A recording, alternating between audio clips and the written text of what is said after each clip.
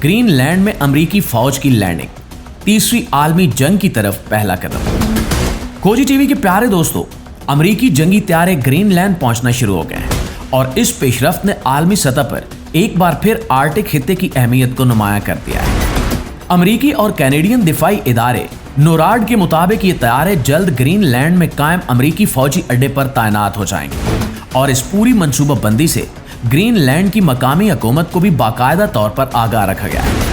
इसके साथ साथ डेनमार्क हुकूमत के साथ मुकम्मल हम आंगी मौजूद है और तमाम जरूरी सिफारती इजाजतनामे हासिल किए जा चुके हैं, जिससे वाज़ेह होता है कि यह कदम किसी अचानक फैसले का नतीजा नहीं है, बल्कि एक तवीलुल मुद्दती दिफाई हिकमत अमली का हिस्सा है। ग्रीनलैंड बज़ाहिर बर्फ से ढका हुआ एक दूर अफ्तादा खित्ता लगता है, लेकिन इसकी जोग्राफियाई अहमियत गैर मामूली है। ये इलाका शुमाली अमेरिका और यूरोप के दरमियान वाक़ है और आर्कटिक के दरवाजे की हैसियत रखता है। सर जंग के ज़माने से ही अमेरिका इस खित्ते को अपनी दिफाई लाइन का अहम हिस्सा समझता आया है। नाज़रीन, 1951 में अमेरिका और डेनमार्क के दरमियान होने वाला दिफाई मुआहदा इसी सोच का अमली इजहार था, जिसके तहत अमेरिका ने ग्रीनलैंड को किसी भी मुमकिन जारियत से महफूज रखने की जिम्मेदारी ली थी।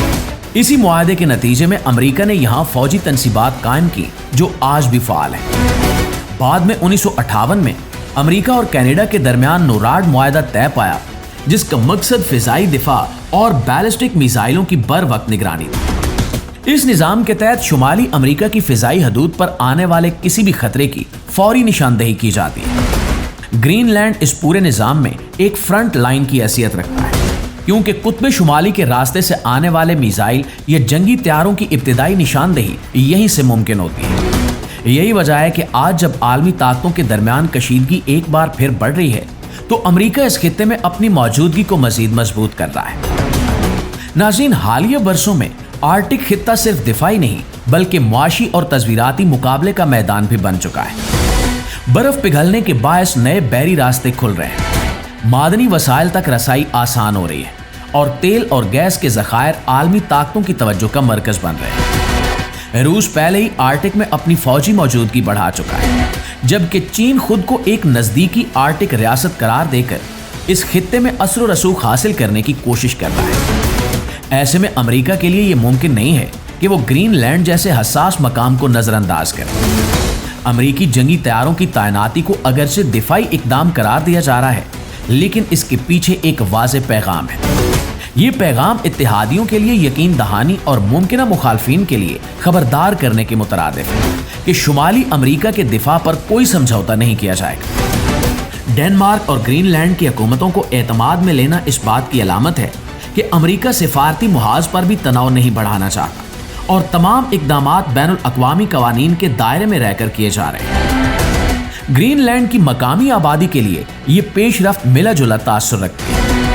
एक तरफ दिफाई तहफ़्फ़ुज़ का एहसास है, तो दूसरी तरफ अस्करी सरगर्मियों में इजाफे पर खदशात भी पाए जा रहे हैं। माजी में भी यहाँ अमेरिकी मौजूदगी पर मकामी सतह पर बहस होती रही है, ख़ास तौर पर माहौलियाती असरात और खुद मुख्तारी के सवाल पर।